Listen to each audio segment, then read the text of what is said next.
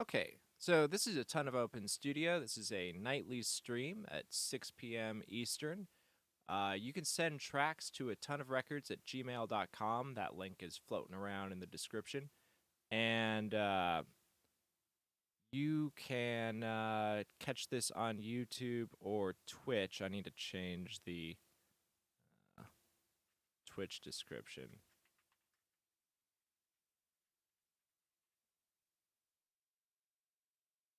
So if you're catching this on replay uh, and you want to just get right to the mix stuff, that starts about 10 minutes into the video. So just check it out there and you'll be, good to go. So in about 10 minutes, we'll get to stuff. We'll give people a little bit of time to get into chat and, you know, interact with the stream. So we're just kind of hanging out for a minute here. If you've sent something and you want me to get to it while you're here, just put a little shout out in chat, and I will be sure to take a look at it while you're here.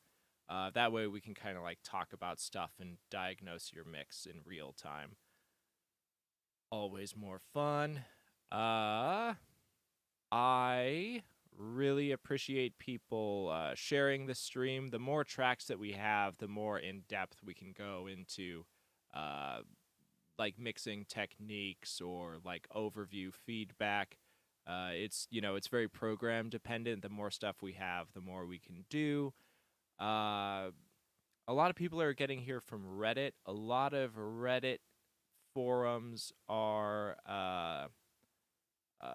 there are rules about like self promotion, so I don't want to go spam my own link. I'm a polite person, so when other people do it, I really appreciate it. So that's kind of like, you know, I'm just doing housekeeping at this point. Feedback starts at about the 10-minute mark on the stream, so just letting some folks filter in. Send tracks anytime to atonuvrecords at gmail.com. Ian just said, hey, I've got your track in my inbox, the latest version of it that you just sent. So I'm going to get that downloaded, and we'll start with you. So far, I think you're the only track that is in my inbox for tonight. It's a Monday, so we'll see if some other tracks filter in. If not, we're going to get really, really deep on your track tonight. So for the next few minutes, I'm just going to be kind of spamming the info. This is a ton of open studio. People can send tracks to atonuvrecords at gmail.com. I prefer a lossless file like a wave.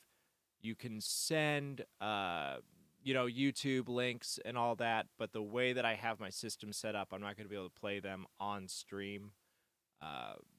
Which, speaking of which, if you don't want your track played on stream because it's like a rough idea or you don't want it leaked, you're about to release it, just let me know in the email and I'll be sure to disable playback on stream for your track. Always happy to do that. So let me get this track downloading. And yeah, send stuff in anytime, and also always feel free to ask questions in chat. I'm happy to go through stuff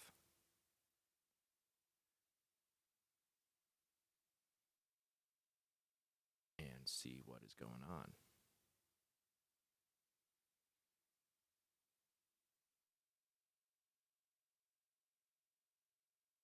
There is also a Patreon in the description. That's just to, kind of keep this thing motoring along. I appreciate the support. I'm definitely just doing this because I really, really believe in like open source education and being available to people. That is the motivation, and then that Patreon just kind of helps out. So I appreciate the folks that are pitching in there. Oh, okay, Ian. Yeah, this is an MP3. I can totally see what's going on with an MP3, but I guess we have time. You're the only person so far, so if you want to send me a wave, that would be better, and like we might as well. So let's yeah, I'll give you a little bit of time to get that wave uploaded.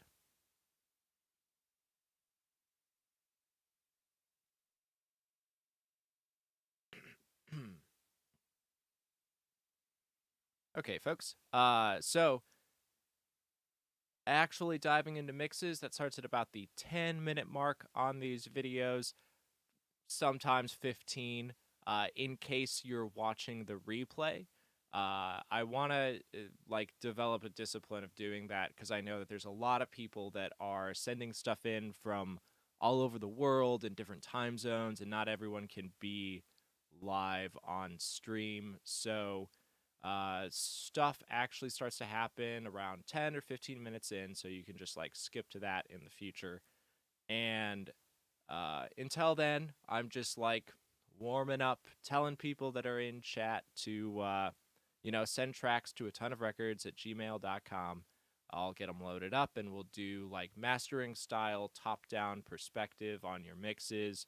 And then, we also talk about like cool mixing techniques and strategies and philosophies and room treatment. And, really a little bit of everything happens here. So, feel free to send stuff in. Also, definitely feel free to share this link around the internet. Uh, we get a lot of people coming in from like really, really organic, like people are sharing the link, and it's really, really making this a cool place to be. And I really appreciate it. And that keeps it, it also gives me stuff to feed off of, and it keeps me on track. If I don't have like a thing in front of me that I can directly relate to, it's like way too esoteric. So I appreciate you so much for giving me the goods. All right. So I'm waiting for a wave from Ian, and then we will get into mix feedback. And as of this moment, I just have this track from Ian. So if you've got something that you're working on, definitely feel free to send it in. And, uh, you know, if not, I'll be back tomorrow, and so on and so forth. I need to turn my monitors on, so I'm gonna step off camera for a second.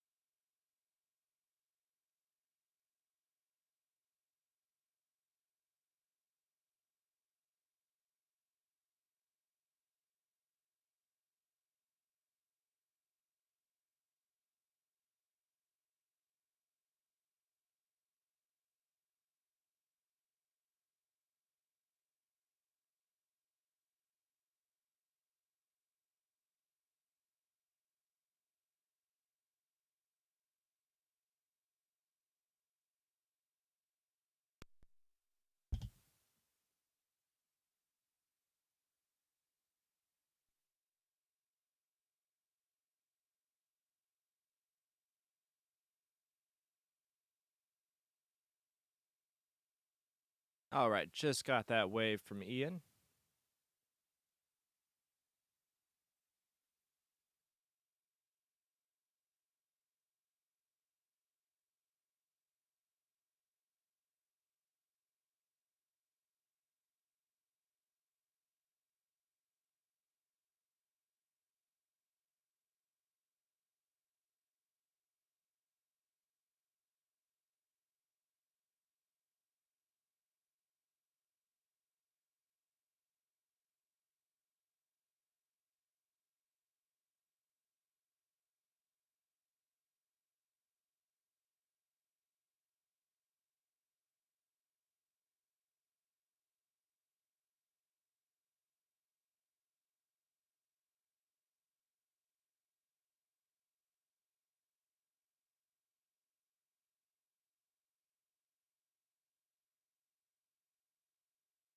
All right, so we are at the 10 minute mark.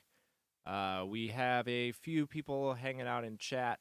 I previously I wasn't that much of like a view count hound, but it's also like it's good to know that there are people here. So if you are watching and have any questions about anything, even if you don't have a track to submit, always feel free to ask in chat and we can kind of go through that.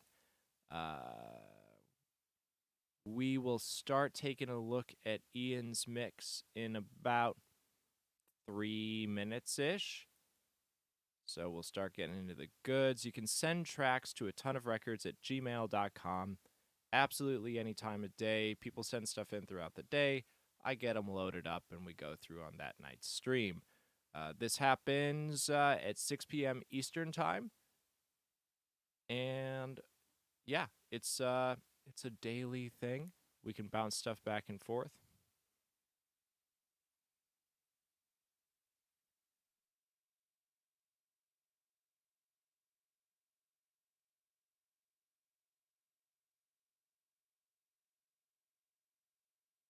Okay, let's take a look at this.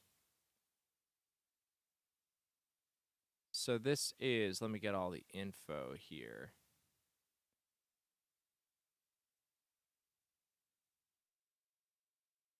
The band's name is Snacks Chapman. The song is called Snake Oil. And it looks like you're looking for general feedback on the mix, so I will keep that in mind as we go through.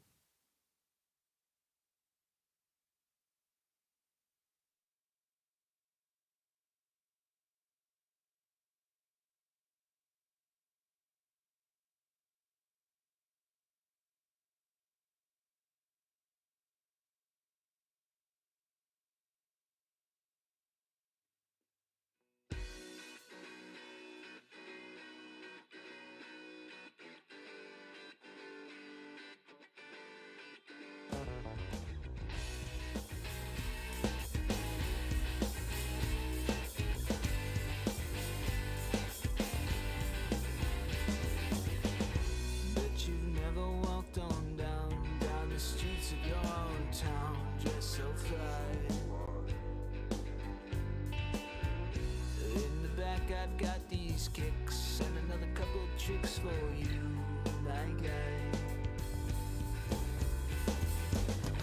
And we just said it one time fees. You can buy and get one free, my guy. All those other kids won't square. You'll get all the wanted stares, my guy. Why aren't you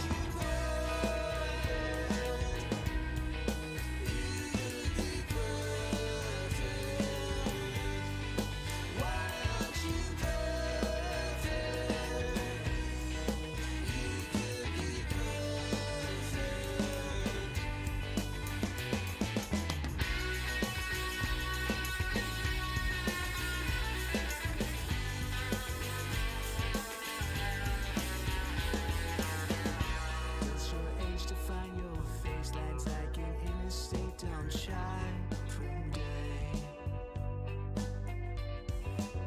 So buy this cream for me, you'll see it. All your friends will see your holiday. What say you say? You want a more realistic way? I got oils, I got herbs, got SPF 90 even higher, they all went fine. Why aren't you good?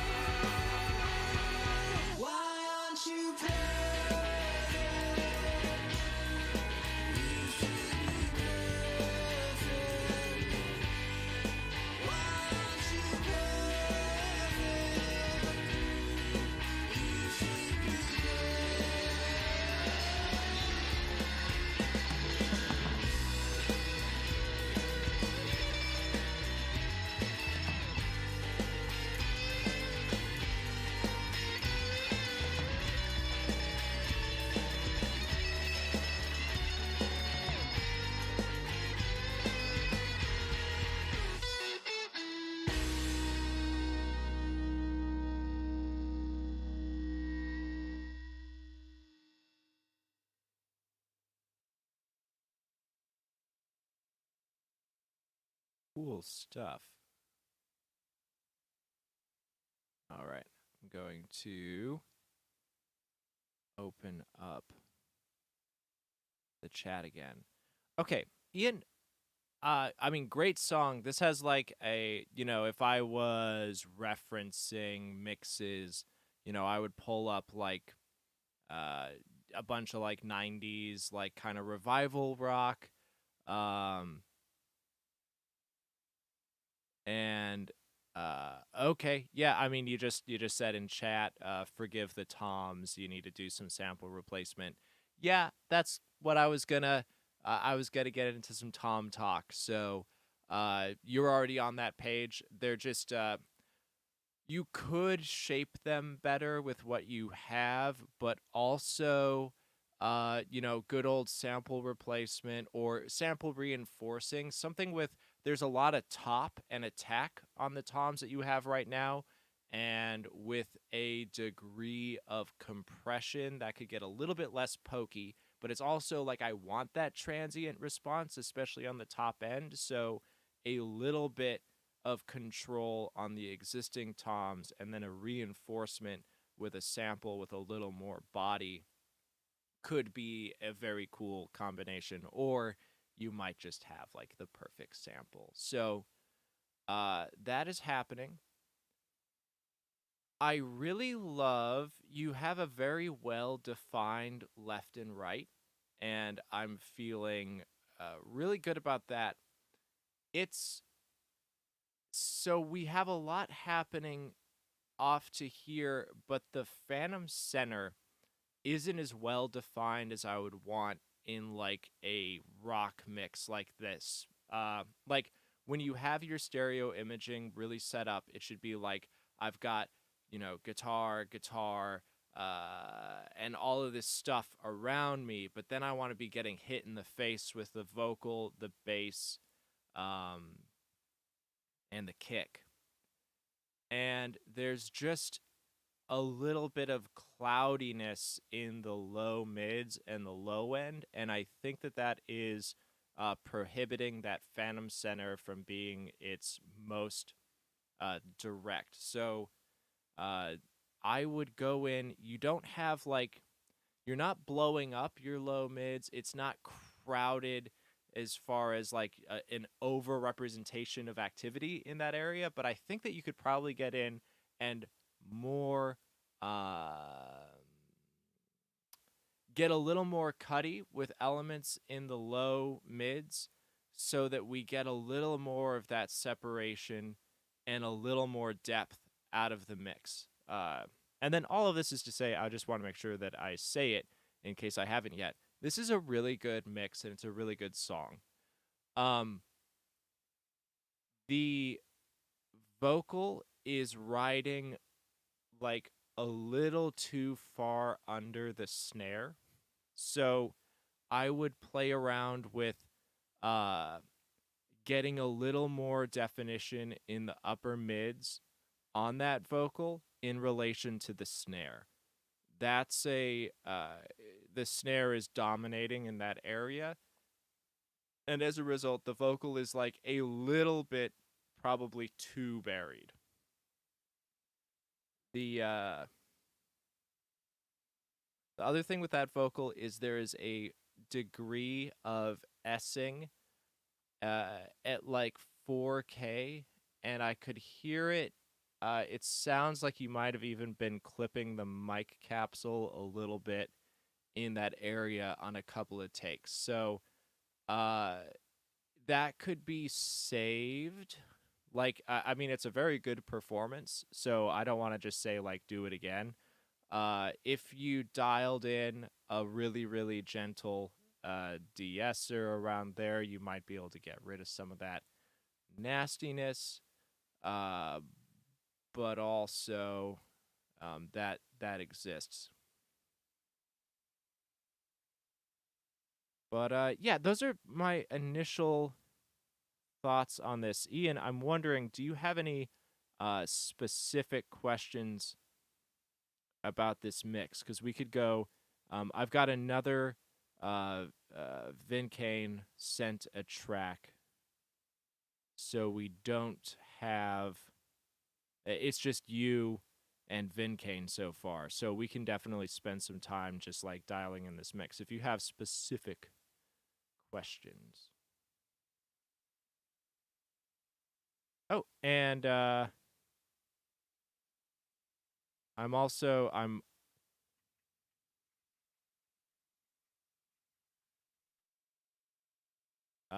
I'm simulcasting on YouTube and Twitch, and I just saw a message on Twitch, so I'm going to reply to that real quick.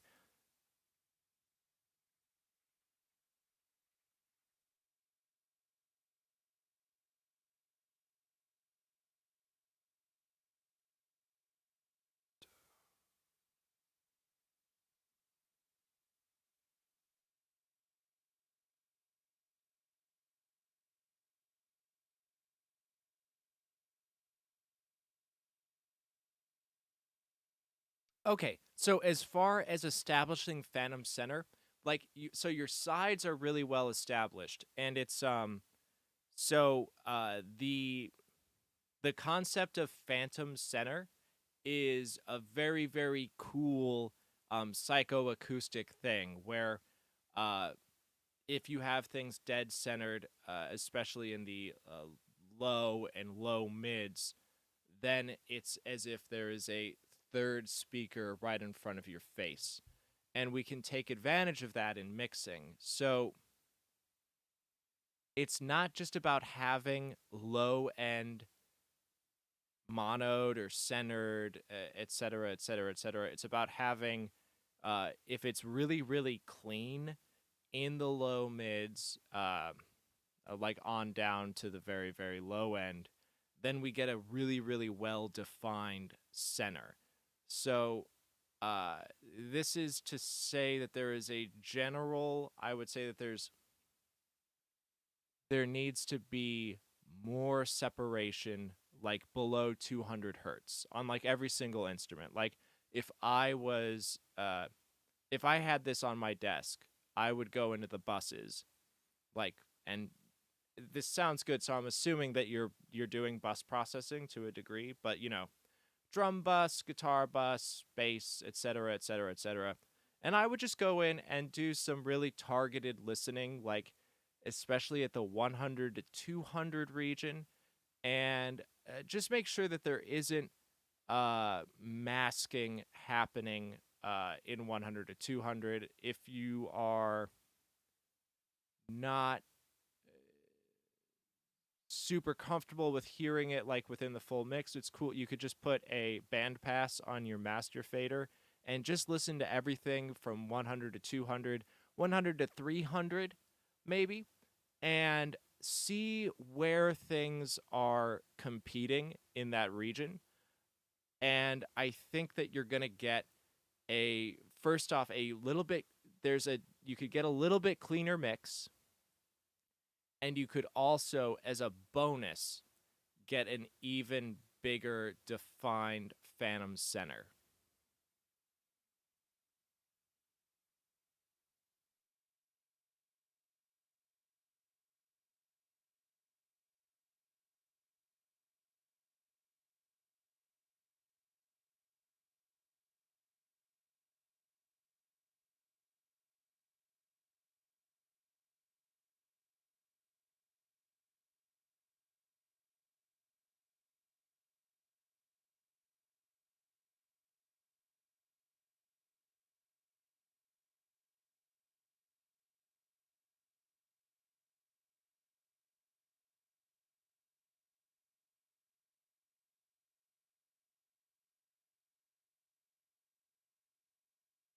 Just there's a degree of lag between me and chat, so I'm just sometimes I just sit here and give it a second.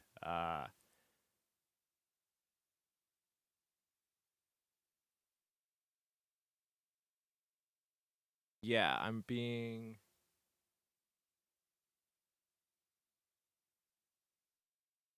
okay. EQing the bass.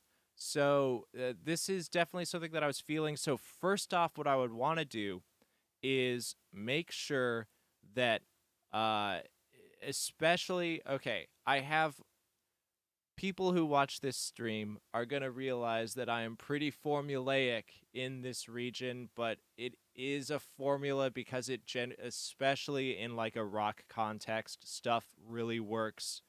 You definitely have to pay attention to what is happening with the, given where the fundamentals are. But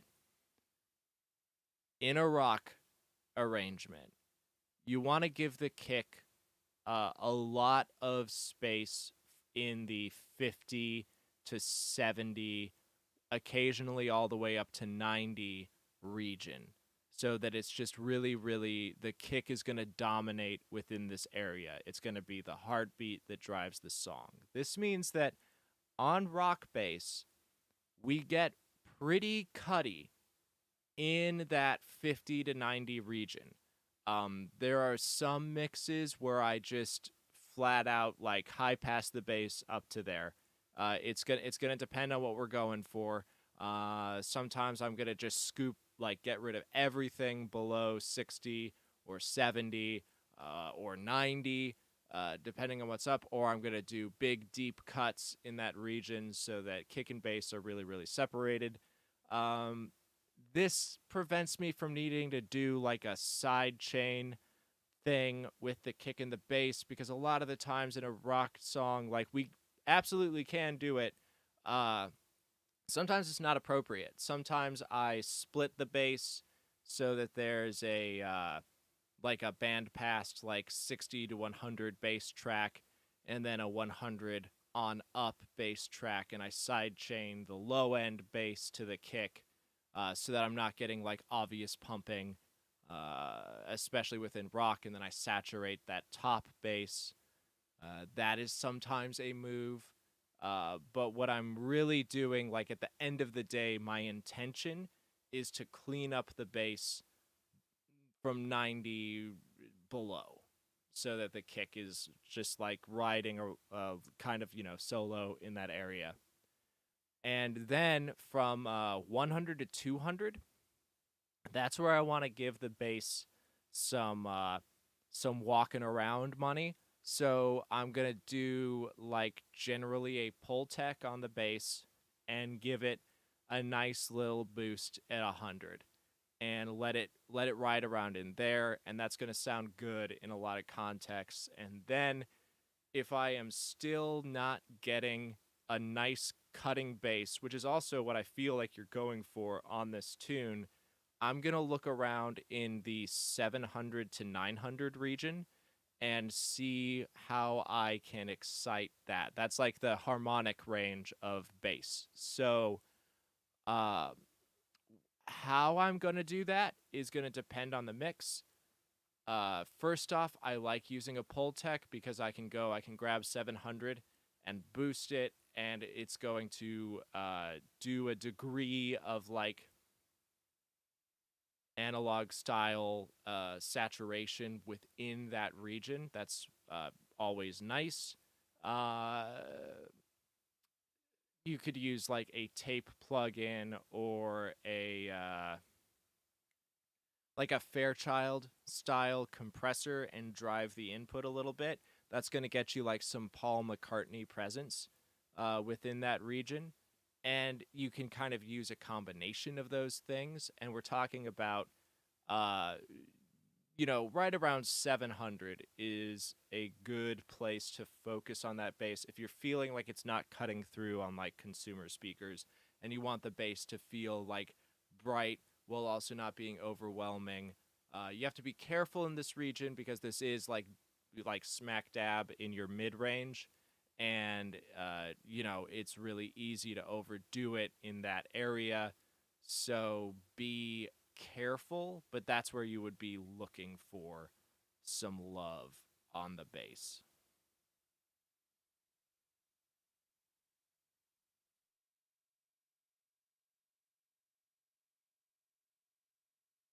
All right, folks, if you are just tuning in, this is a Ton of Open Studio. You can send tracks to atonuvrecords at gmail.com. This is a nightly stream. It's at 6 p.m. Eastern. I'm happy to take a look at absolutely anything.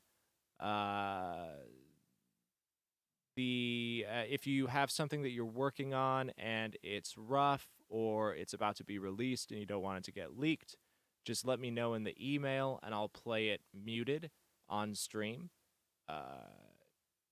Just make sure you let me know. And if not, it gets played on stream and some people hear your music and it's cool. All right, Ian, super cool track. Really loved what you were doing. So, as it is, I've got a submission from Vincane. So, I'm going to take a look at that next. If you are hanging out in chat and you have sent me something, just let me know that you're here so that we can get to it, live and do like direct questions and all that.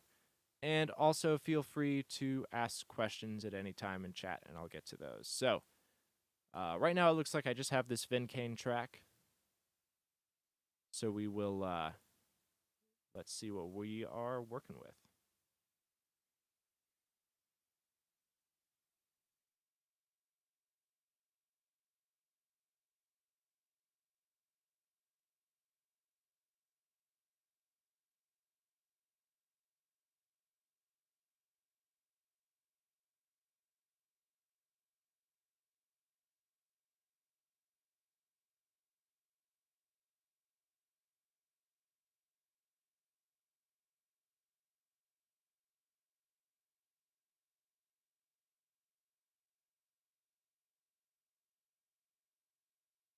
Cool. Elias is here as well, hanging out in Twitch.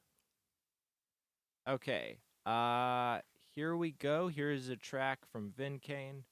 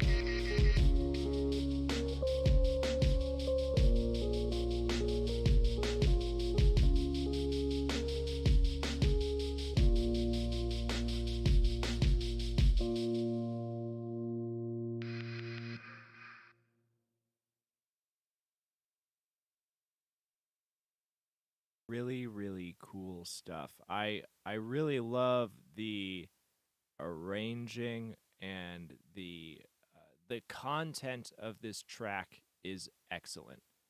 Really, really, really great stuff.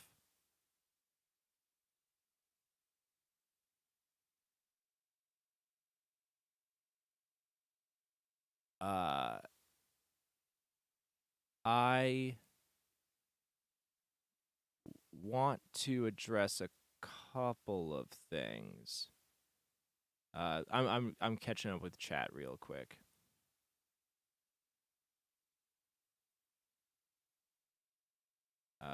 Okay, Elias, I don't have that much stuff in the inbox today, so if you want to send revisions from your last track, that would be awesome. Tonight's a perfect night to dive into it.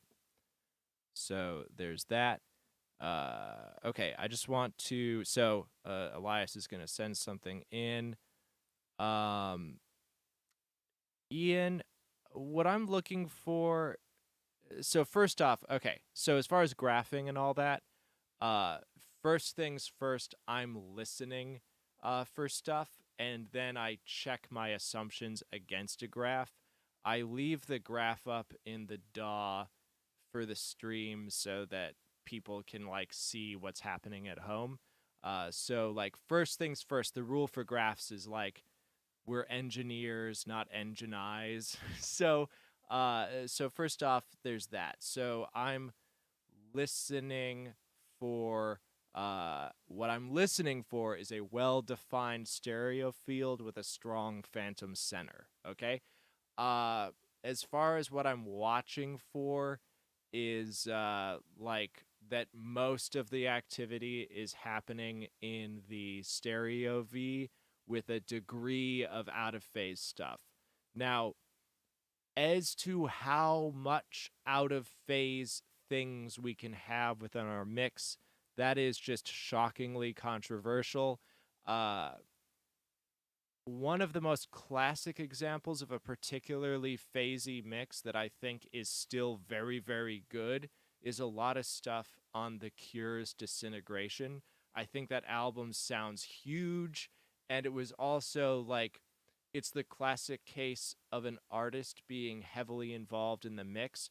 Robert Smith was like behind the console on a lot of those decisions, and as a result, it is definitely wider and more out of phase than like a meat and potatoes engineer would generally allow because disintegration it does like collapse a lot in the stereo field. Like if you mono it, it just definitely doesn't sound as good and as tight.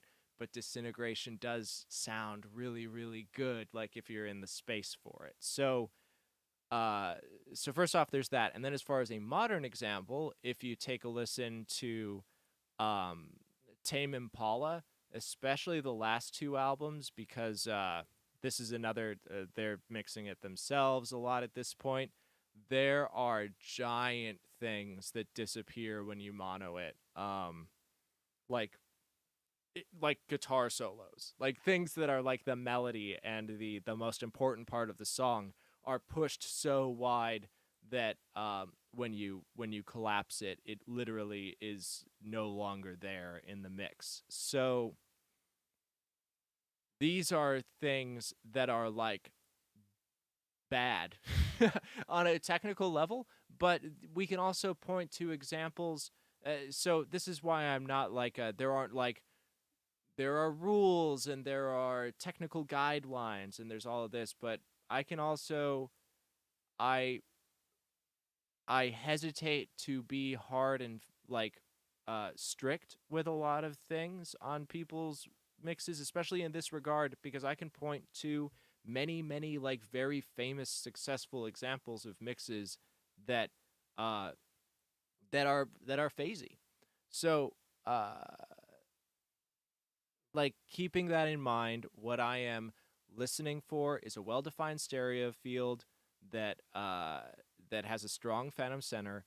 And on my personal mixes, when I'm doing something for somebody, I check on a mono speaker and I collapse it, and I just make sure that it doesn't sound bad when I collapse it. That's what I'm checking more than a graph.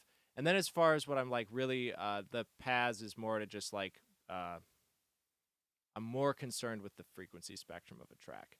So that was a big old side quest right there. So back to Vin Kane's track. Such a huge vibe and such a great arrangement. I really like it. Like I would put this on while I'm doing stuff around the house.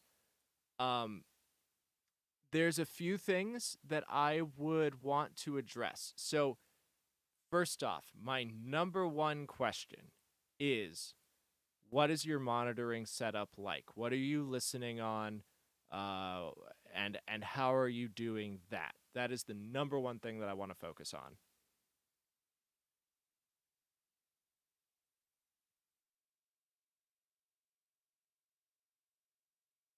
And while I wait for, there's a delay on chat. While I wait for a reply, this is a ton of open studio. People can send tracks in to atonuvrecords at gmail.com at absolutely any time of day. This stream is at 6 p.m. Eastern nightly, and it's for like top down kind of like mastering style perspective on your track, and also like nitty gritty mixing techniques. Cool, cool, cool. And I am simulcasting on YouTube and Twitch.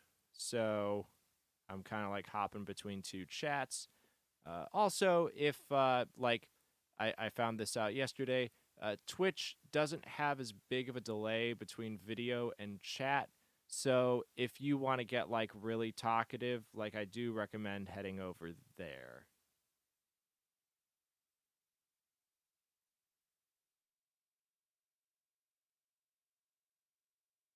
All right. So Vincane is using decent creative speakers. I am not familiar with those. Let me just Google that really quick.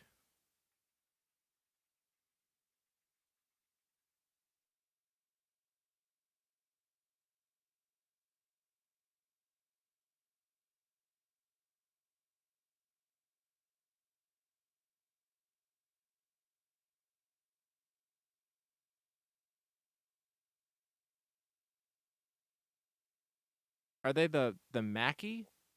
The the Mackie creatives?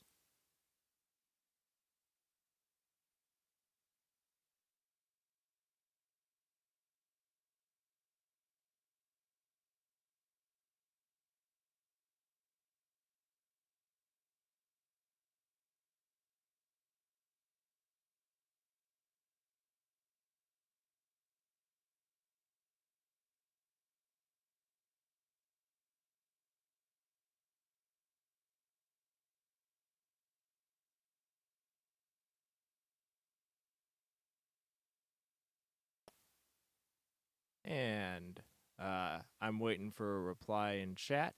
If you're watching and want to send something in, you can send it to atonuvrecords at gmail.com.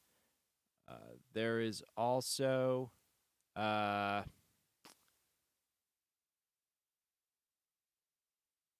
really appreciate folks like sharing the link around. I know that most people are getting here from Reddit, and that seems to be the best source of folks. And a lot of music forums on Reddit are really strict on like no self promotion. So when folks post the link, that works out really great.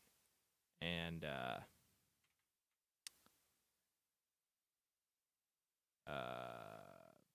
you know, gets people in here, and then we go through more stuff. Okay, so I'm looking up the Creative GigaWorks T40. I just kind of want to figure out like what you're working with. Um, so so here's the thing. I kind of suspected these look like um they look like nice consumer speakers, which was kind of my assumption, like listening and seeing what was happening within your mix. Uh, I can like 9 times out of 10, I can predict like what your system is looking like because you obviously have a great musical ear because this is like really, really good music.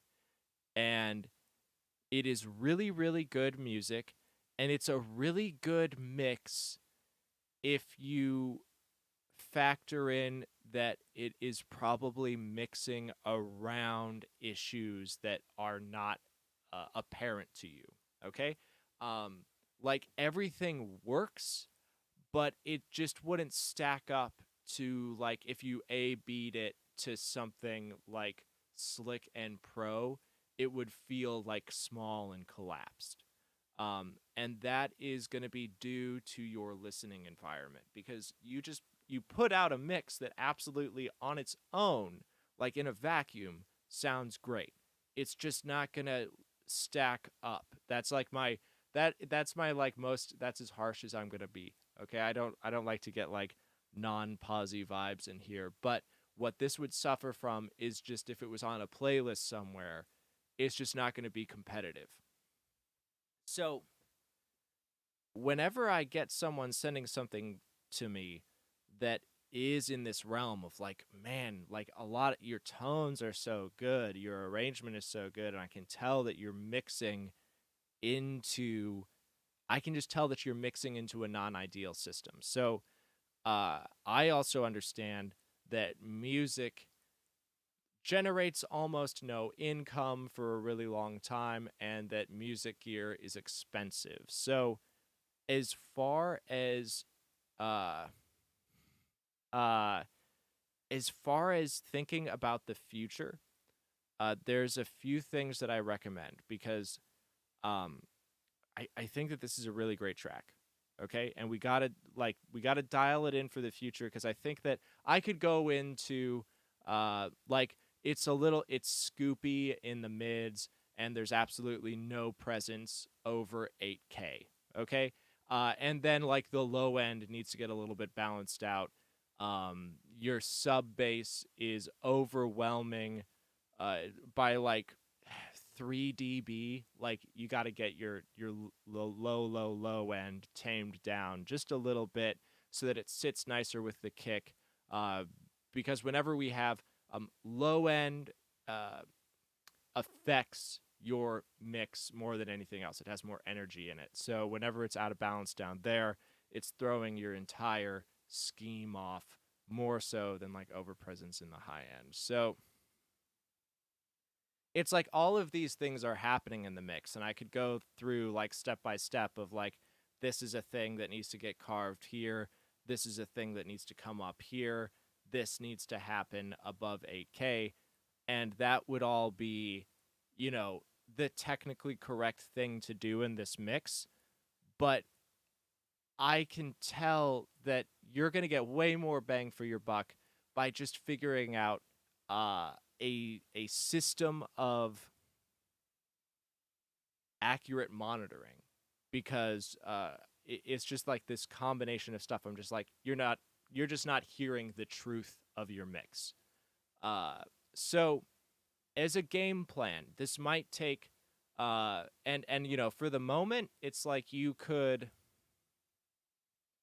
follow your best instincts and then use something like the Waves Paz, like I've got displayed right here because it's like $30. And just make sure the uh, the industry standard as of 2020 are like pretty flat mixes, like all across the board, which just assumes that people are using like consumer speakers that are naturally hyped in the low end and the high end. Because people like a smiley face, but a lot of consumer speakers are just already smiley facing the mix, et cetera, et cetera, et cetera. So you could mix to your best instincts and then check it against a graph. Absolutely never like mix to a graph. Don't like make a move and then open up the graph and go like, did I make the graph happy? Make your mix and then check it with a graph. So like that is first and foremost what I would recommend for you at this stage if you don't want to like spend money on stuff. So, just do some like checking on your mix and see what you can do with a little bit of self-correction. Now, what you're going to want to do is eventually invest in studio monitors.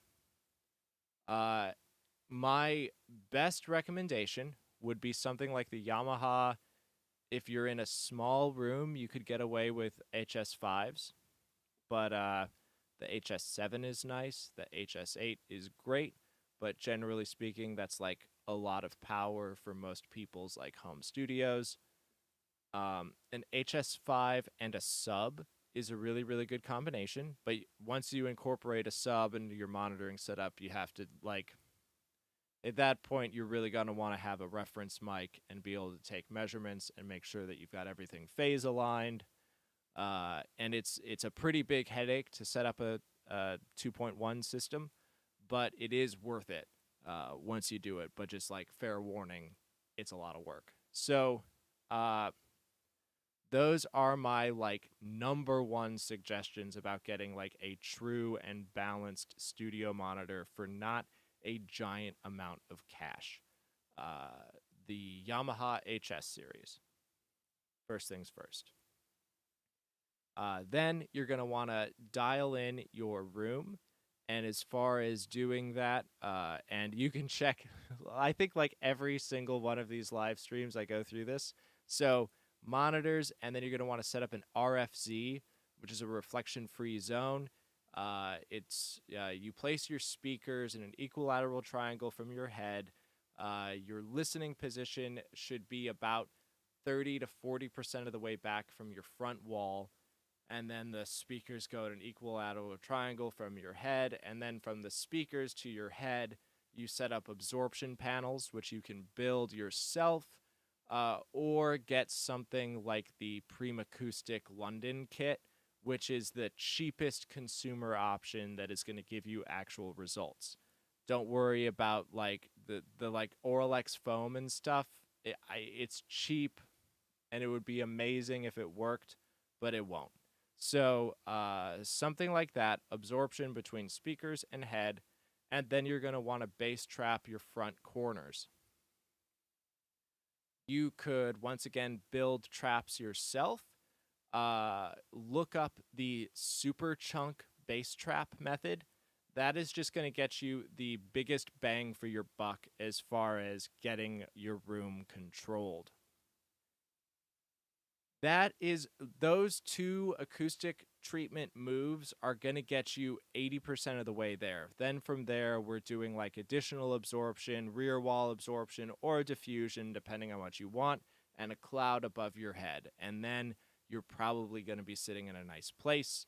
You could then consider getting something like SonarWorks to do a last little bit of digital room correction. So this is a game plan that is, maybe it's a year in the future, maybe it's 2 years in the future, but it would be what you want to get dialed in because your mix is clearly good.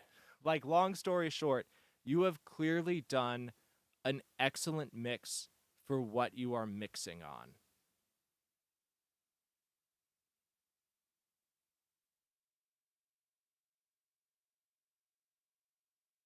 All right, so that is a whole spiel.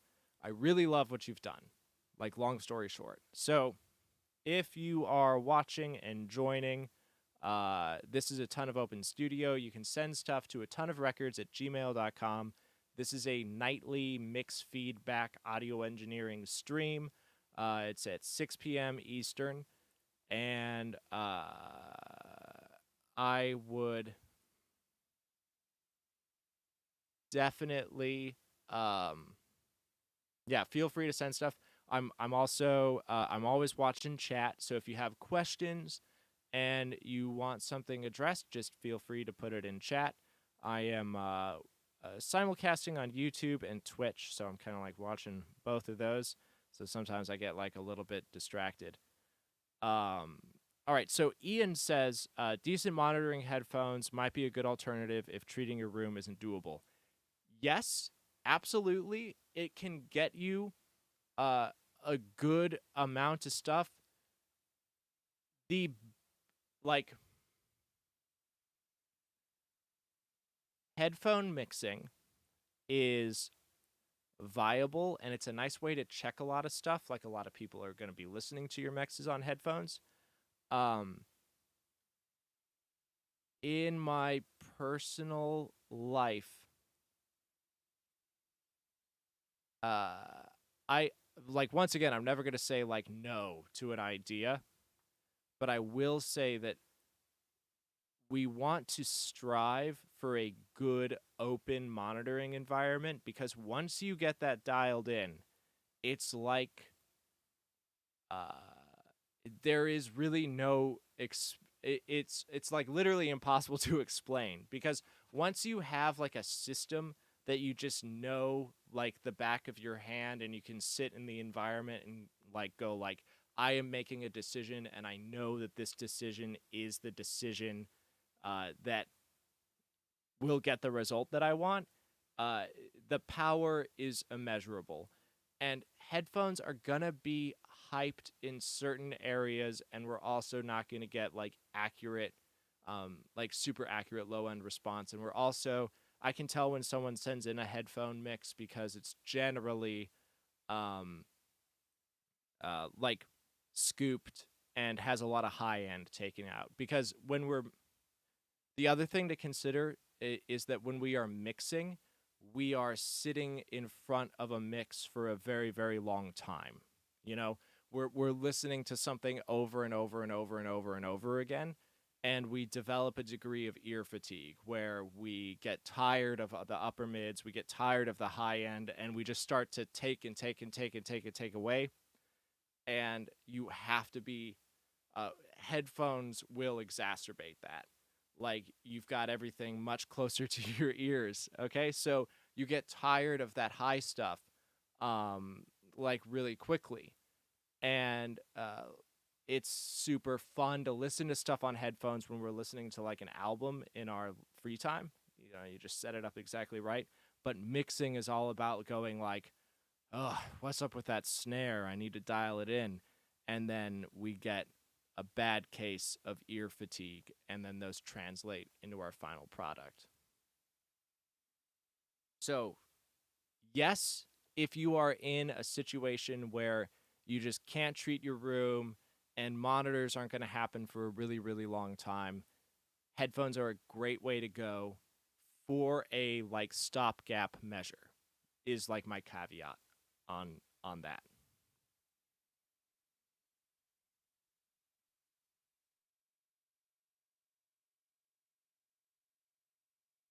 Okay, cool. So Elias has sent in a track, and so has Snacks Chapman. So I'm going to go ahead. I'm going to take a listen to Elias, and then we'll get back to Snacks Chapman.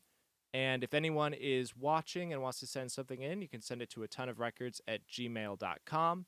That is awesome, and you can send it in at absolutely any time of day. This is a nightly stream, 6 p.m. Eastern. I will also take this moment before uh, while I download Elias's track. There is this is I do this out of my honest to goodness love of open source information and like knowledge. There is a Patreon if you are inclined. That just kind of helps me do this on the every single night basis. I really appreciate the folks who do, and one of the perks is you get a nightly Patreon shout out. So I'm going to go ahead and do that right now. Thank you to Nux, Mason, and Tyler. You are greatly appreciated. Okay, here is this track.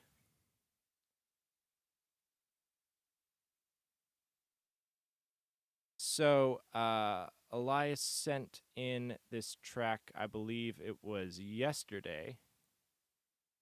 and they made some changes. So let's see what's happening there. They sent some notes.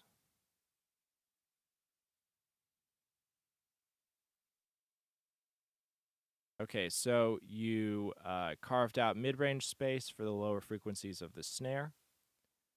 You got the hi-hats to cut through a little bit more. Light compression and analog style EQ to add some character and saturation. And then general EQ to try and fill out the high end from 10 to 20K. Awesome. So let's take a listen.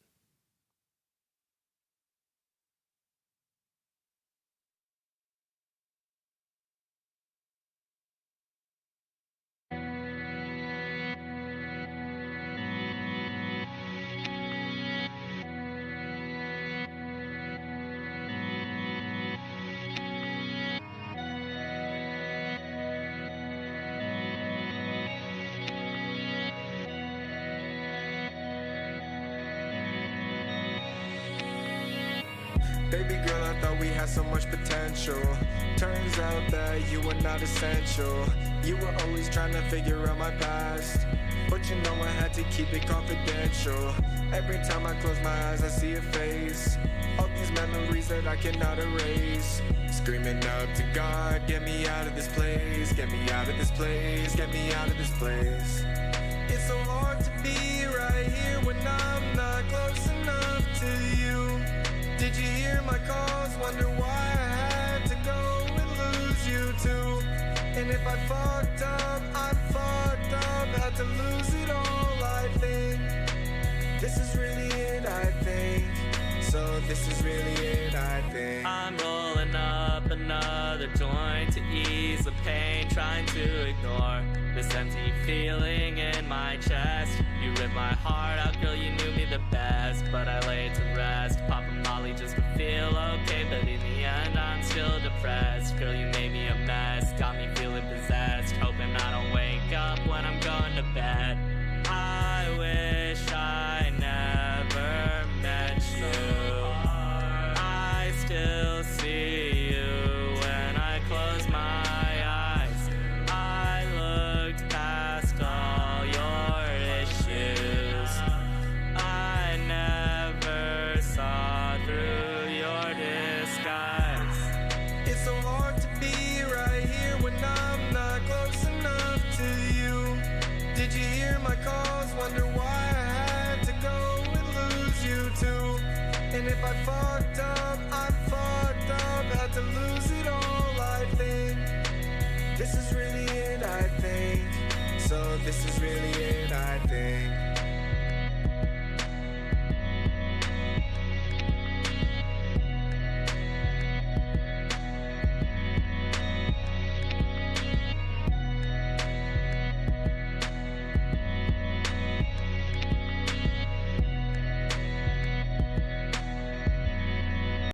All right, Elias, that is 100 times better than the last time that I heard this.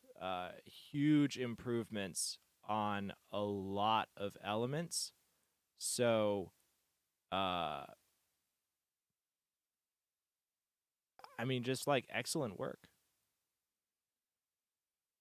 Let's talk about like a few things here. There's a lot happening. It's just I mean I really can't get over. It is way better. It sounds much deeper. It sounds balanced. It sounds a lot slicker. It sounds a lot more professional. There is like so many of the elements that I liked about this track are now highlighted and feel much better. What I would so like the mix as it stands, like on a pure like mix thing, I'm pretty happy with this, especially within this style and genre. I'm not hearing stuff that like from this school of music creation that sounds this good. There's generally like the low end is overly blown up, or it's like way too saturated in the mids and it's unpleasant. This is like a high fidelity version of like the stuff that I hear a lot. Like people send this to me all the time for mastering, and this is very good. So, uh, within genre conventions, this is feeling great. So, what I would be interested in dialing in, if you were to take this like a step further, it's creative stuff. This is subjective. This is me going beyond my role as like a technical advisor, and it's like we could probably spice this up a little bit. What I am most concerned with is the second vocalist that comes in. The original vocal feels like very, very like glued into the mix, and it has this vibe. I'm not feeling that second vocal as much on like a sound candy perspective. So I would play around with like putting a different reverb and delay setting like onto that second vocal and really making it shine by doing some like ad lib style, like automate some reverb throws and some delays. The very, very classic, like this is going into more of like a trap route, but treat grab some samples from that vocal take and like pitch them down, put them through like an effects chain, and then just have that ride up into the mix at a few moments here and there, just so we can kind of fill in some space during that time and also give like one more element of excitement to the arrangement. This is like once again within genre conventions, like we have like that constant guitar loop and the constant beat, and that is genre appropriate. But what we want to do is bring in some new information like throughout the mix so that we can keep that repetitive structure while giving the audience like throw them a bone every now and then. So I would take the what I see as like a section of the song that is underperforming a little bit, which is that second vocal, and make it a highlight because it's the second thing that comes in. So if it comes in, it introduces that novelty of a second vocalist, but then on top of that, start throwing in some new ideas. And then we're going to go from having that be a bottleneck in the track to all of a sudden becoming someone's favorite moment of the song, the thing that they go and hit repeat to listen for it again. So, like, long story short, mix way, way, way, way better. I would now take the opportunity before we call it a day and like put it online. See if you can add a degree of like get some hooks in there by taking the existing material and throwing it out into some new ideas here and there, and that could just make this a killer track.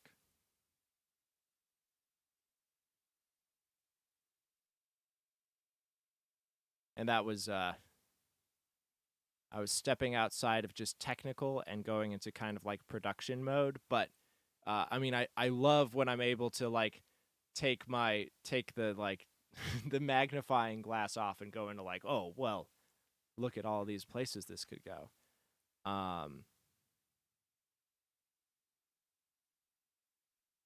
So Snacks Chapman sent in another track, and since I don't have anything else, I will totally take a look at this while you are here. So I'm going to download that right now. And if you are watching the stream, this is a ton of Open Studio. This is a nightly stream at 6 p.m. Eastern. Thanks to everyone who is watching and who has been sharing the link. I really appreciate it. If you want to send something in, you can send it to atonuvrecords@gmail.com, and I will take a listen to it. And if you have any questions about anything music related, you can go ahead and drop that in chat, and I will get to you.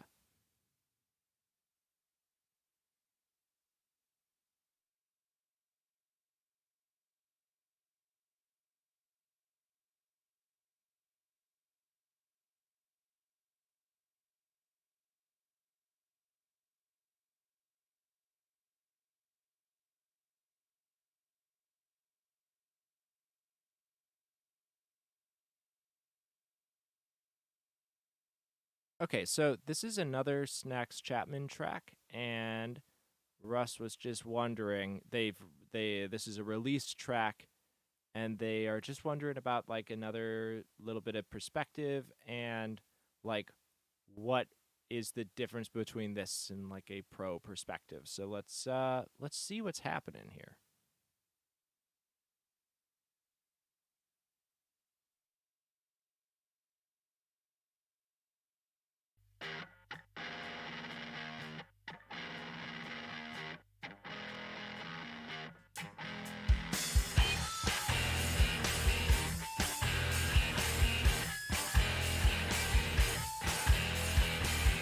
Lift this rag round my temple.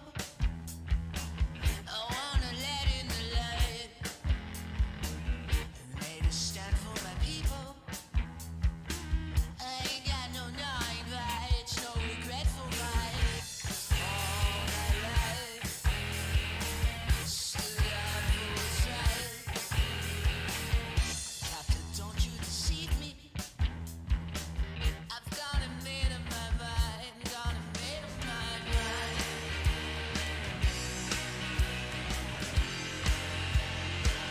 You made up your mind, you wanna do it like the great guys.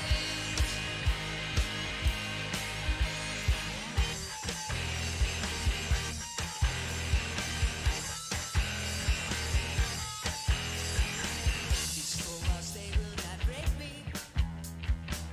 Those boxes entertain my eyes. I dig a hole in the corner. Want you leave for the night? Want you leave for the all my life? Stood up for our rights. No, you didn't believe me. I've got a man on my mind, gonna make it right.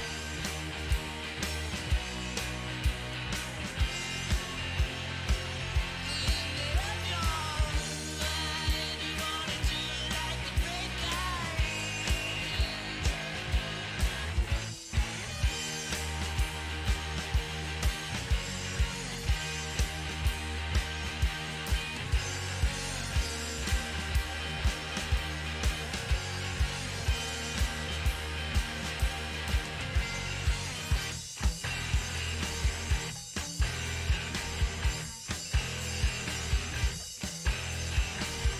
Write your name in the paper. The town will lift you up high. Thought you were just more clever.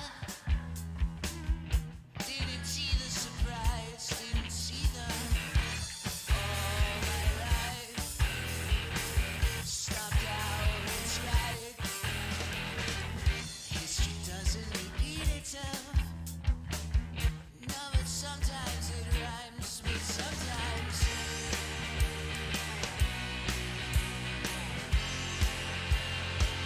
Now I've made up my mind. I'm gonna do it like the bad guy.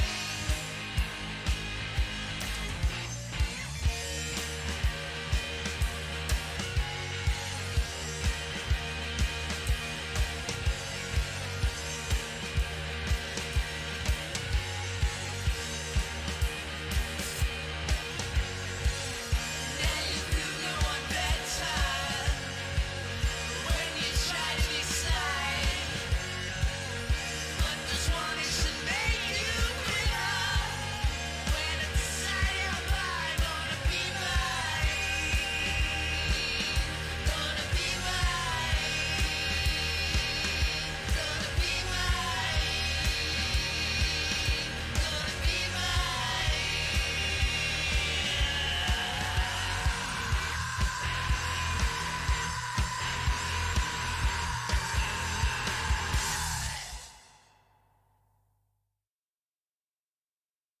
Okay, another very very cool track. So, just from listening to a couple of your songs, I can say that like you are getting consistently excellent guitar tones and, guitar rock.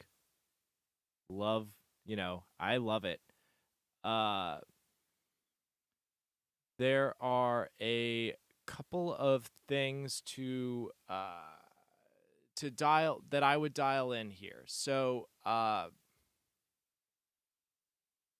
this mix is very heavy in the 4 to 6K region, and it's fatiguing. It's basically like by the end of the track, I was like, I'm a little bit tired of listening to this. Purely just because it's hyped in that like harsh region.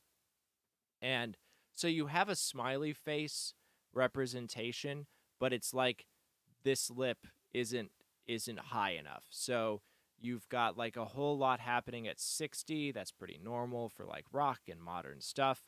And then that other presence zone is 4 to 6K, whereas on like a modern mix, we would want that hyped in like the 16 to 20K region. Like we want it smiley faced here to bring out like air and like take the blanket off of the speakers.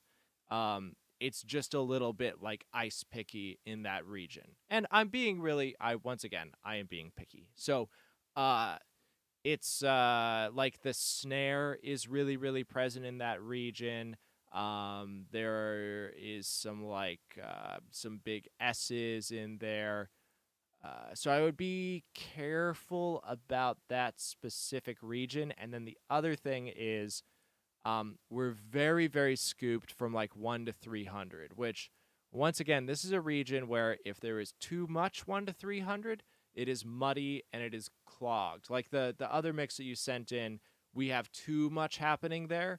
On this one, we have the opposite problem. We don't have enough represented in that region. So, like, I would want more bass at that, like, 1 to 200 region. And also the snare, I would want to punch through, find that fundamental of the snare somewhere from, like, 170 to 300 generally. And I would give that some love so that the snare, like, I would want to take away some of that harshness on the snare and then bring up some body so that it punches. That is there are like some no words in like engineering, like muddy, harsh, bright, if you don't have the intention behind them. And one of them is punchy, because everyone, they give you a mix and they're like, I would like this to be punchier. And what that translates to in frequency world is like 200 hertz. Like that is where the beef and the body for stuff lives. And like this, I'm feeling like that region is too scooped out. So, and then the bass and the kick, it's like the bass is living in that below 100 world. And if you brought it out of there and into that 100 to 200, we're going to hear the bass more. We're going to feel the bass more, and also get some more room on that kick. And that's going to just bring up the integrity of the entire mix. Now, guitar tones, excellent. Vocal effects, really good. And like you've got like a very interesting texture on that vocal, like to start with. And it's just very, very like,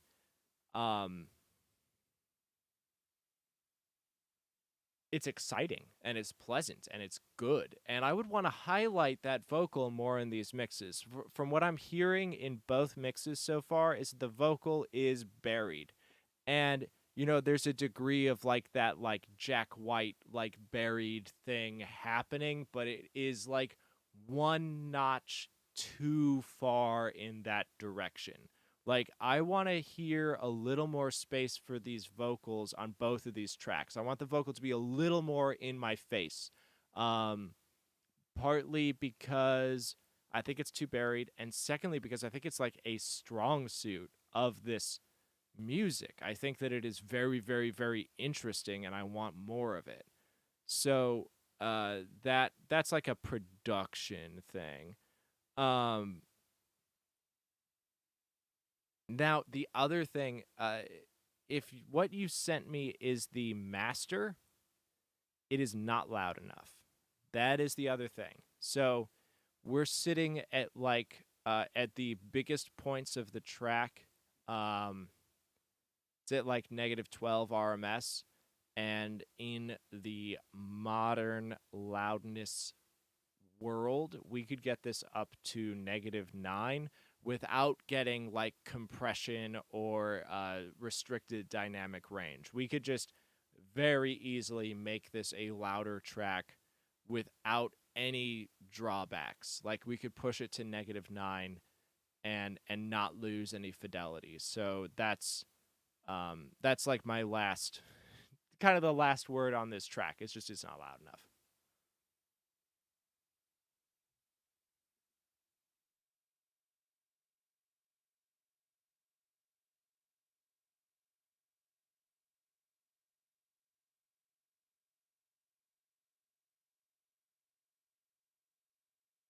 All right. So, if you have any questions, you can drop them in chat. And for everyone watching, this is a Ton of Open Studio. This is a nightly stream. It's at 6 p.m. Eastern. You can send tracks to atonuvrecords@gmail.com. I'm getting pretty good at this spiel. I'm here nightly. And, this is how it works. You send stuff in, we take a listen, and dial in some feedback and notes. You can always feel free, like Elias did. This is one of the coolest things about having a nightly stream is that you can send something in, make revisions, and then send them the next night and see how it's going. And some other people have taken advantage of this, and it's been really, really cool to develop people's stuff. So, cool. So, Russ just got back. Thanks for the feedback. You usually do a multi-band compressor on the bass sidechained by kick, but you forgot this time apparently. Totally. Like multi-band bass sidechain, if you're like ducking the the lowest region of the bass. I mentioned it earlier in the stream. That's always an option. Or like doing like a split bass where you like make a copy of the bass in one and you do like a crossover. So I would take it a step further. I would like outside of that sidechain setup, I would also just have less bass in that region. Like you're just in a rock mix where you've got like a lot of kick happening, you're just not gaining that much on the final product by having something go just constantly boo in the bass. You're just not getting a lot of like actual useful information there. We can get like a really, really slick, tight rock mix by just having generally less below 100 on bass and then giving that bass like all sorts of walking around room at like 100 to 200 and then harmonic excitation. And then we also then get to have like a generally more natural sound because we're avoiding doing like multi-band compression and like all of this like really, really like a lot of stuff can go like sideways when we start doing that. And then just throw it into a Fairchild compressor and then get some of those like like that Dear Prudence bass tone. That's like a constant reference as I do stuff because it like rules. And then the more that you listen to it, you're like crazy good. So, it's I mean, once again, this song rules. The what you sent in, and it's just like a couple of technical things here and there that I would poke at.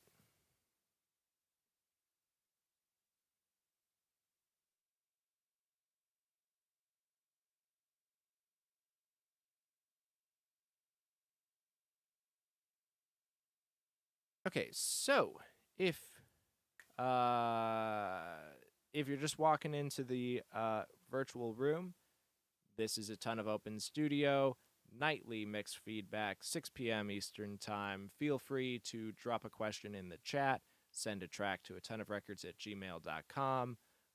Generally, how I'm running the format is people send stuff throughout the day, and then I go through those tracks on that night's stream. And if stuff comes in while I'm going through those tracks, then we just keep rolling.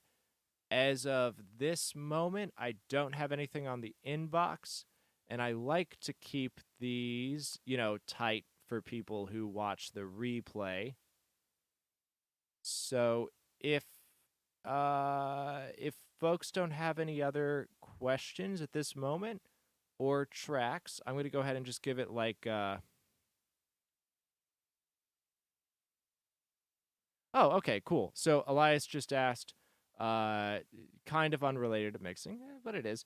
But do I use? Have I used anything other than Studio One, and why do I prefer it? Yeah, I mean, great question.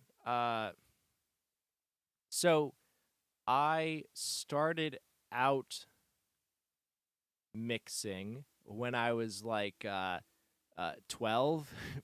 It was like a family friend gave me a license for Samplitude, which is a really that's like a pretty obscure DAW, and I learned how to mix on that because I was 12, and that is, that's where it was at. The and I learned how to do everything on Samplitude, and like 12 years ago or so, Samplitude didn't offer UAD support, and I wanted to get UAD plugins, so I had to find a new DAW. So I tried out everything. So I tried out Reaper and Pro Tools and Ableton. I just tried every DAW because I had this DAW that I really liked, and I knew the shortcuts and the workflow, and I could click on the things and I knew where they were, but it just wasn't going to work with the plugins that I needed to deliver like that next step of mixing. So Studio One, I did a trial on it, and it was just basically the closest to the workflow of Samplitude, which I already knew. So that's why it won. That's why it won my DAW shootout. So, and more people are using Studio One. Actually, there was I think that the newest Taylor Swift was done on Studio One. It's really user friendly, and I just personally like the workflow on it. So yeah, and Elias says that they're using FL Studio right now, and you love the production workflow, but you generally hate it for mixing. And I understand why that would be. So FL Studio is, I mean, I have played around with it, but I'm also not like a beat maker, but I know why people use it because it's very much so like a it's a production machine. You can program MIDI events and MIDI triggers and all of that, and it is like an instrument. But I would say that it is not a mixing platform, okay? To deliver like a really tight mix. And then the inverse, Studio One isn't a production platform. It's not geared in that way. I know that I'm on Studio One 4. Studio One 5 supposedly has like a production layer on it, and that's just not personally what I do, so I don't need it. And I don't even know if it's good. Like, I don't have a way of evaluating if things are good on that level. But I can say that as far as a mixing platform, it's excellent. Like, you can route everything and you can do really good stuff. And, I personally like it, but you have to have a personal relationship with your DAW for it to be the right answer.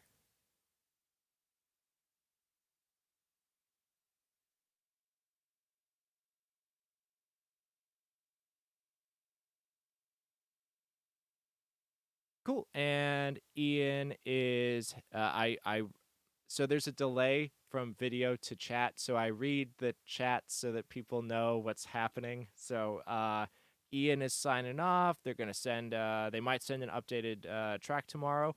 Absolutely feel free, and I would love to hear it. Jared says thank you, and you're welcome. I'm really happy to do this. So thanks for listening and tuning in.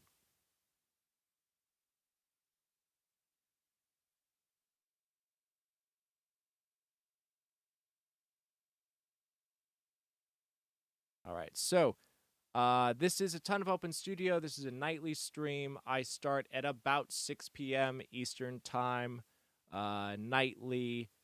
People can send tracks to atonuvrecords at gmail.com. I prefer waves or a lossless file. MP3s will work. You can send streaming links like SoundCloud and YouTube, but with the way that I have OBS set up, I can't play those on stream, but I can listen in my studio.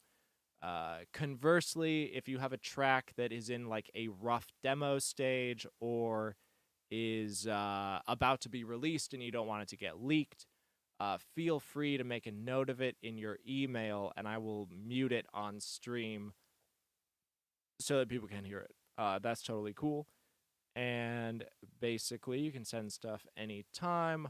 I load them up for the night stream, and then we take a listen and we do a little bit of deep diving. I am on 2 hours of streaming at this, or an hour and a half. Huh.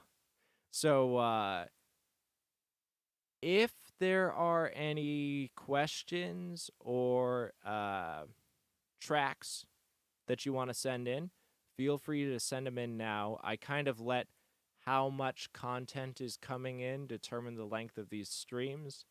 I was doing this every night in the summer, and then I ran into an internet issue and I had to take a couple of months off. So for the next few times, I'm kind of letting this go over time so that we can get the regulars back in here and, so that people know this is happening again.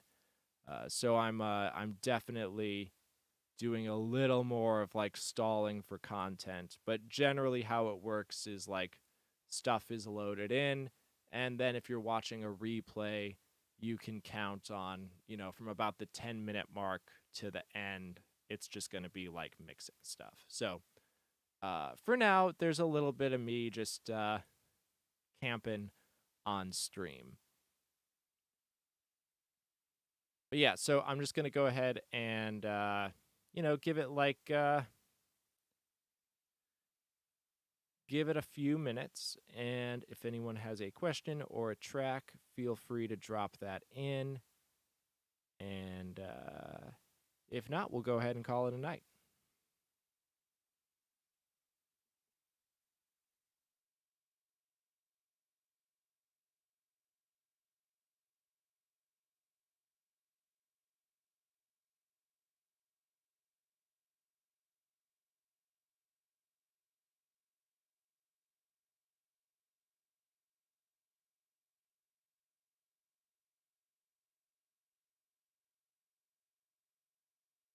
Yeah, Elias, I am totally down to answer questions. I kind of like budget for like somewhere between 2 and 3 hours for these streams. So, fire away. I'm here and I like being available for folks. So, yeah, if you got questions, happy to answer them. And also, I will take this moment of break to plug a couple of things. First off, I really appreciate the folks that have shared this link to various forums and stuff, especially Reddit. I think that's where most of the people are coming from. And the thing with music, Reddit, I mean, first off, I really missed the boat on Reddit. I have a Reddit account that I've had for years, but I think I have like 4 karma because I have never used it. So, uh, first off, I can't really post anywhere. Second off, a lot of music subreddits have like no self promotion policies. So, how we've kind of gotten around that in a lot of places is that like all of you are sharing the link, and then I don't have to be a self promoter. So I really appreciate that, and it's also awesome for everybody.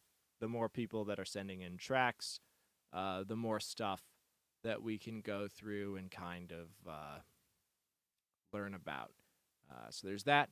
And then the second thing is I'm doing this because I have like my mixing and mastering studio, but I also am a like open source information advocate, and I think it's really important to have resources like this available on the internet. So uh, that is why I'm doing it. There is also a Patreon to make this like a feasible nightly thing. So that exists. It's in the description. And, I appreciate it. It's not why I'm doing it, though. So those are that's plug time. Thank you for sharing. Thank you for the support. So let's see. Elias has some questions.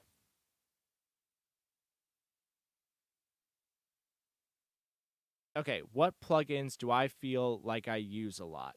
You've noticed that I mentioned Fairchild style compressors a number of times. Okay, so I definitely have my go-to plugins, and here's the thing on plugins and all of that.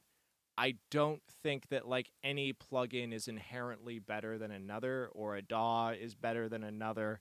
I think that what's important is developing a good working relationship with the tools that you have, and working with a limited number of tools to get more consistent results. And it's like the more that you know something, the quicker you can dial it in. So like what I'm working with, my mastering desk is an SSL Fusion, a hammer. So I do have like some outboard.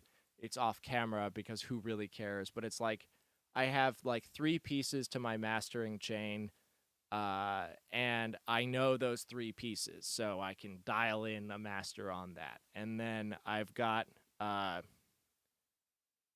the Black Lion 17. I've got those set up for buses, and the Kush tweakers that I use for drum buses. So I have like a hardware setup that is dedicated to like live on my buses, so that I can just kind of turn them on and then run my stuff through it, and I know how it's going to work. And then I treat plugins the same way. I'm using a pretty similar like set of tools for the mixes that I've got. So like I love using like Fairchild style compressors on bass. Like that's just, I've mentioned the Fairchild a lot because a lot of people are having bass stuff come in on the last couple of tracks. So I'm like, I would probably use a Fairchild on that. I like using it because it's not so much that I'm trying to like grab a bunch of gain reduction. I'm just trying to get like a pleasant tone out of it. So, which is also kind of the school of thought that I'm applying to a lot of like color pieces. I'm not doing dramatic moves on them. I'm just aware of what's going to get spit out on the other side because I've used it a lot. So I'm using like the Fairchild style stuff. As far as like the specific plugin that I'm doing, UAD has a Fairchild. I use that. And Kush has a plugin package, and those are kind of my secret sauce for a lot of flavor things because I think that they have really dialed in a really, really good set of like analog style emulations. There's like the AR1, which is in that Fairchild kind of uh, family. They just put out the silica compressor, which can just get gnarly saturation on it without it sounding really bad. I don't want to just plug Kush, but their plugins are really, really, really, really good, and they have like some preamp style stuff, and I use those on most mixes. So, like, long story short, it's uh, it's generally divided between UAD like setup with those Kush plugins as kind of flavor stuff, and then just stock plugins to do like all the utility stuff. And that's where I'm doing most of the mixing and engineering is just within stock plugins to shape sounds, set up nice routing, and make everything play nice together. And then I use like the Kush or the UAD stuff on buses or occasionally individual tracks to give flavor and, a little bit of personality to a track. But like mixing, it's like stock plugins all the way.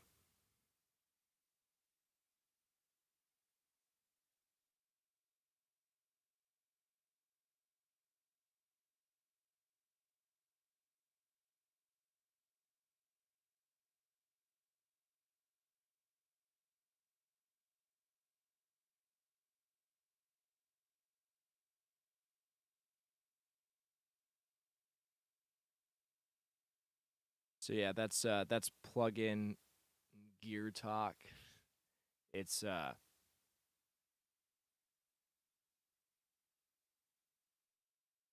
the Elias wonders if I've heard of Klangheim. I know that I've heard that floating around. I don't think I've used it.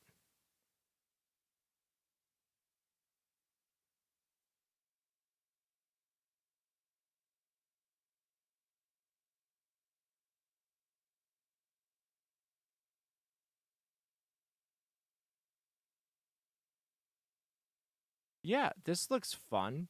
I mean, yeah, I would uh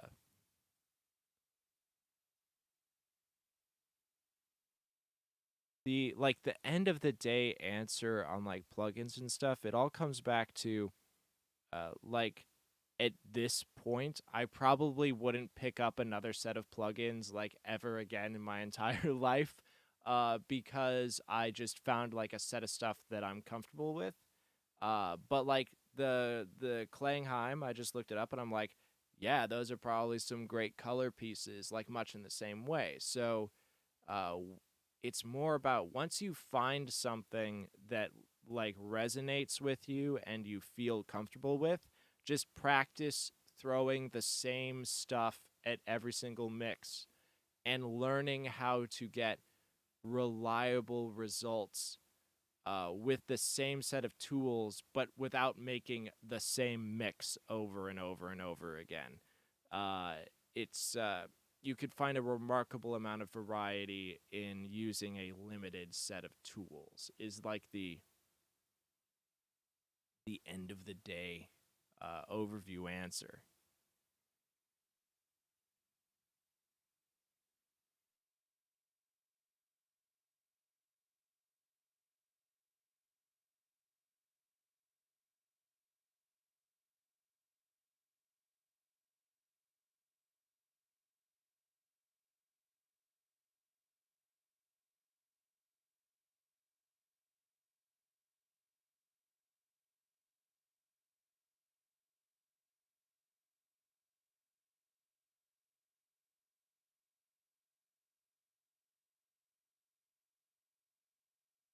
Okay, so for anyone watching on all the different platforms, uh, those were all of Elias's questions for now. So, uh, if if anyone is watching, I know we've still got some kind of like lurkers hanging around.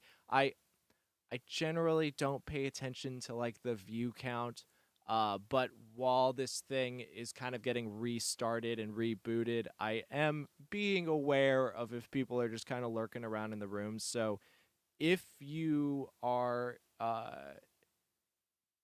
curious or have any questions about audio stuff, definitely feel free to drop something in the chat. And also, if you are working on a mix and you want some feedback and like consistent feedback from night to night, definitely feel free to drop a track into my email, which is atonuvrecords@gmail.com, and I'd be happy to take a look. We are at the 1 hour 48-minute mark, so I'm going to go ahead and hang out for another 12 minutes to call this an even 2 hours. If something happens to come in, I'll take a look at it or answer any questions. This has been another really excellent night. I'm really happy for all of the tracks and the questions and the engagement. It's been really cool. I really love doing this. To reiterate once again, this stream was happening really regularly in the summer. We had a really cool community pop up and a lot of regulars, and it was really, really, really awesome. And then I ran into a internet bandwidth issue with my upload speeds, and I had to deal with my ISP for a few months, and so couldn't stream, couldn't be reliable on my end. And I am on day 3 of being able to do this regularly again, and it feels really great to be back here doing this. So I'm very, very appreciative and grateful for the folks, for all of the new folks that have come in, and also we have some of our regulars from the summer coming back. So, thank you very much. I'm really thrilled to be doing this.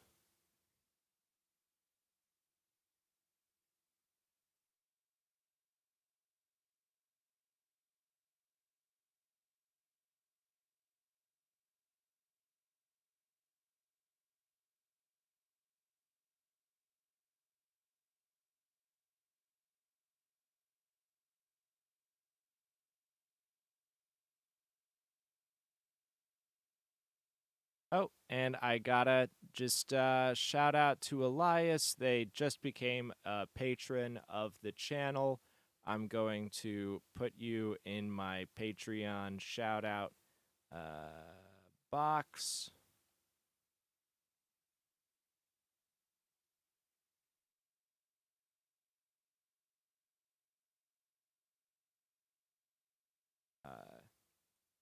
Big thanks. Here you go. You are now on the daily shout out. I really do appreciate it.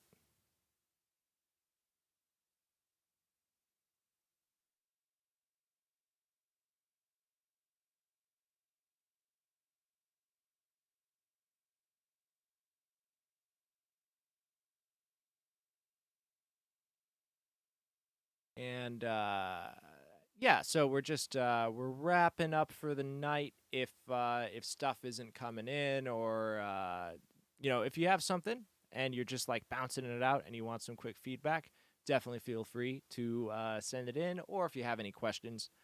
And now, as far as some other stuff, I haven't mentioned this. I'm talking to some of my other like studio owning, mixing engineer, mastering engineering experts.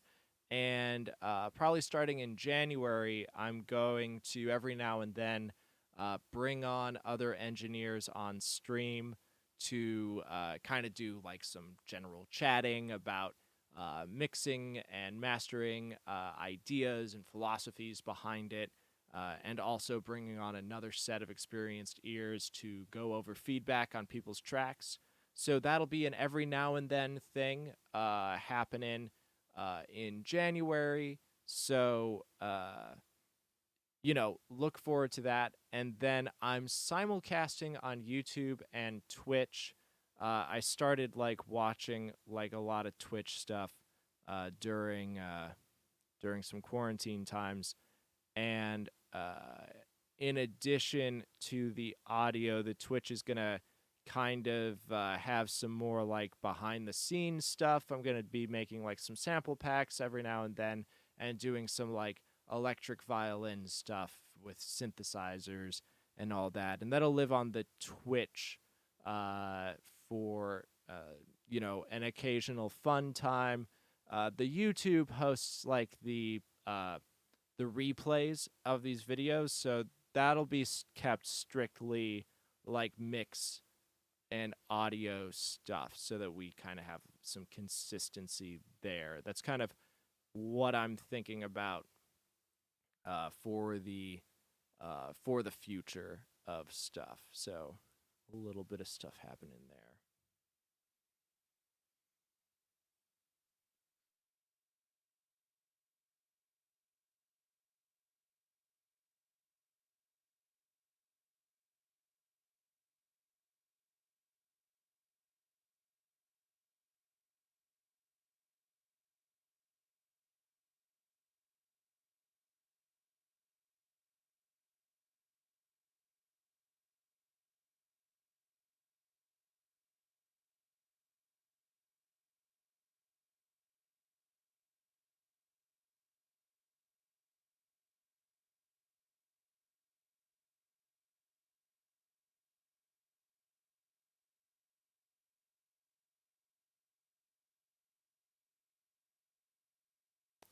There is also I set up a Discord. No one's joined as of now, but if you want to get invited into that, just go ahead and send me an email.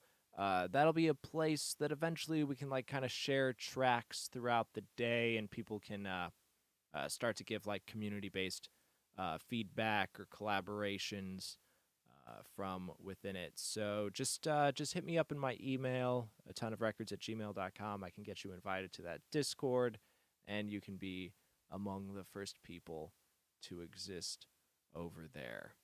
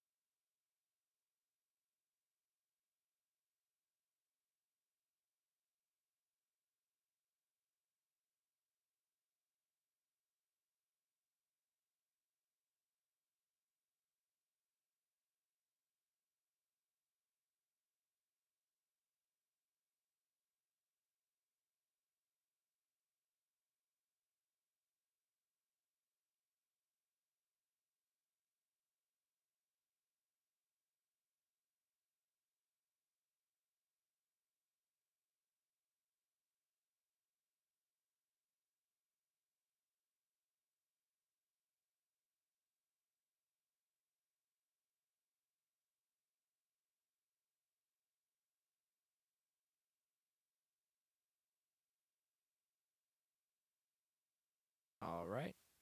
This is a ton of open studio. And we are here at 6 p.m. Eastern for a nightly mix feedback stream. Some top-down technical style approaches on how to tighten up a mix. If you are hanging out and you want to send something in, you can send it to atonuvrecords@gmail.com or ask a question in chat at absolutely any point. We are just about to cross the 2-hour mark, and if something doesn't happen or come in, I'm going to go ahead and sign off for the night. But I'm seeing that a few people have just joined us, so if you've got a question or a track to take a look at, definitely feel free to send it in. I'm getting this stream kind of rebooted after taking a couple of months off, so I'm doing a little more stream camping than I have in the past, just to get the regulars back and get the community back together. So if you've got something, I definitely don't mind taking a look at it.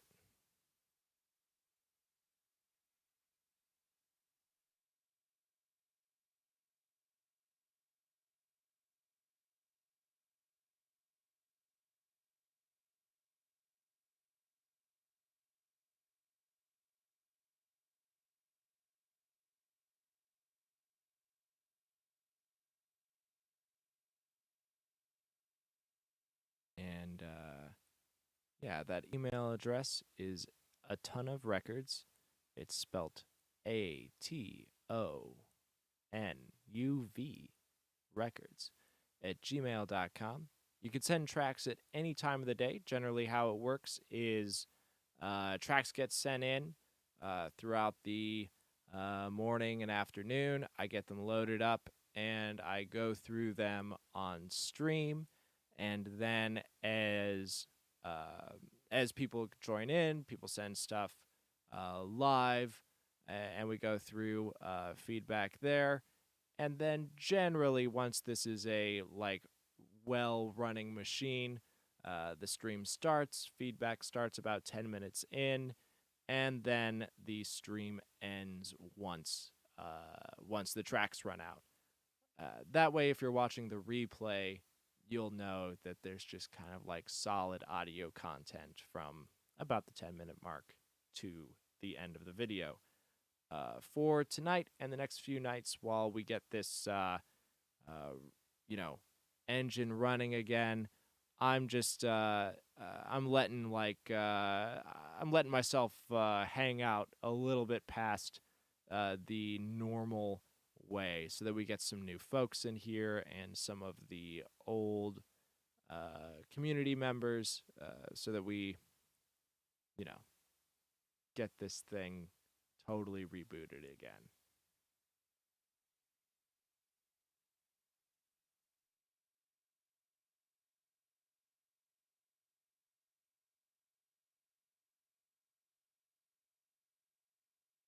There's a lot of me just explaining the stream on the stream for the moment. I once it's happening, it's very organic, and the mixes come in. We go through the mix. I'm talking to the people who sent the mix in, and I'm not like watching my view count. But for the next little bit, as we try and redevelop this, I am kind of being a stat hound, and when someone new comes in, I go like, "This is a ton of open studio, a nightly feedback mix stream at 6 p.m. Eastern nightly. You can send tracks to atonuvrecords at gmail.com, etc., etc. Feel free to ask a question in chat at any point, and so on and so forth. I'm watching people come in and out of the room. So,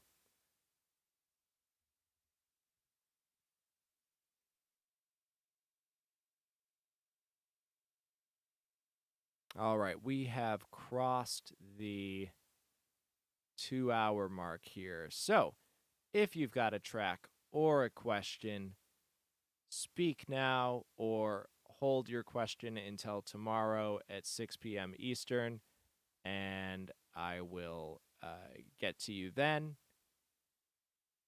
This is the theoretical end of the stream if there's nothing out there in the internet.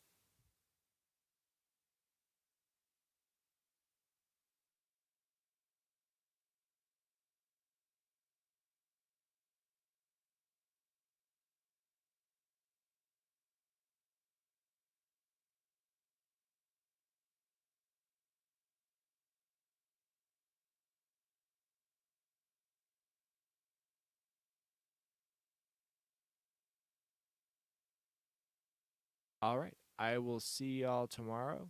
Take care. It has been really excellent to be here.